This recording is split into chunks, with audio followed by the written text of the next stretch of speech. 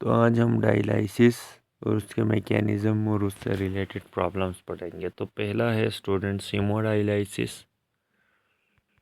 Haemodialysis में हम क्या करते हैं, ब्लड को और वेस्ट को मूव करवाते हैं एक फ़िल्टर के थ्रू। उस फिल्टर को हम कहते हैं डायलाइज़र।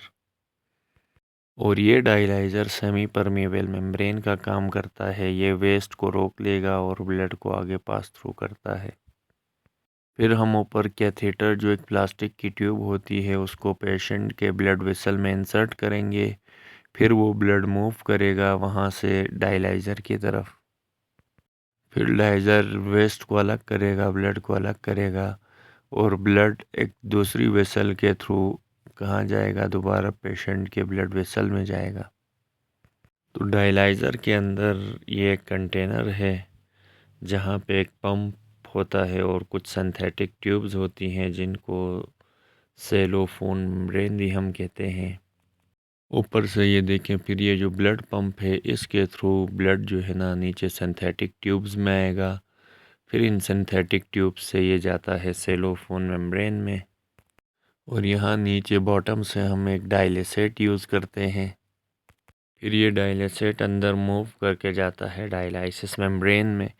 फिर यहाँ से जो वेस्ट है, इलेक्ट्रोलाइट्स वगैरह, आइंस वगैरह और दूसरे वेस्ट को ये ब्लड से अट्रैक्ट करके अलग कर देता है डायलिसेट। डायलिसेट इस तरह से इनको सब्सटेंसेस को एब्जॉर्ब करेगा और फिर ब्लड अलग हो जाएगा और वेस्ट अलग हो जाता है। तो फिर ब्लड को दोबारा दूसरी ट्यूब कैथेटर के ज़रिए दोबारा बॉडी के अंदर इंसर्ट किया जाता है। नेक्स्ट हमारे पास है स्टूडेंट्स पेरिटोनियल डायलिसिस। यहाँ पे जो पेरिटोनियल डायलिसिस में पेरिटोनियम जो इंसान के पेट की तरफ होती है, ये एक नेचुरल मेम्ब्रेन का काम करेगी। और यहाँ दो कैथेटर्स को एब्डोमिनल कैविटी के अंदर इंसर्ट किया जाता है या पेरिटोनियल कैविटी में। यहाँ से डायलिसेट अंदर इंटर होगा इस कैविटी में। फिर जब ब्लड मूव करता है इस पेरिटोनियल कैविटी की तरफ, तो डायलिसेट यहाँ पे इलेक्ट्रोलाइट्स, वेस्ट सब्सटेंसेस को अपनी तरफ अट्रैक्ट करता है।